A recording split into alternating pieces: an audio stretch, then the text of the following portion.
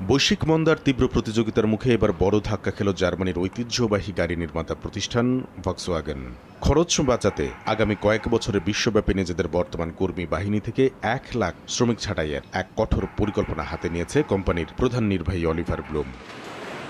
German ব্যবসা বিষয়ক সাময়িকী ম্যানেজার ম্যাগাজিনের প্রতিবেদন অনুযায়ী কেবল কর্মী ছাঁটাই নয়, আগামী 5 বছরে বিনিয়োগের পরিমাণও আরও প্রায় 15% কমাচ্ছে ভক্সওয়াগন। ফলে নতুন বাজেট দাঁড়াবে 130 বিলিয়ন ইউরো বা 148 বিলিয়ন ডলারে। মূলত কোম্পানিটিকে দেউলিয়াত্বের হাত থেকে বাঁচাতে পুরোপুরি পুনর্গঠন করতে চায় শীর্ষ কর্তারা।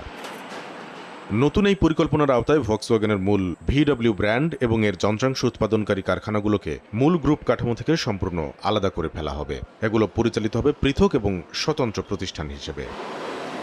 সবচেয়ে বড় আঘাতটি আসছে মধ্যমেয়াদী পরিকল্পনায়। জার্মানির হ্যানোভার, জুইকাউ ও এমডেনে অবস্থিত ভক্সওয়াগনের 3টি প্রধান উৎপাদন কারখানা স্থায়ীভাবে বন্ধ করে দেওয়া হবে।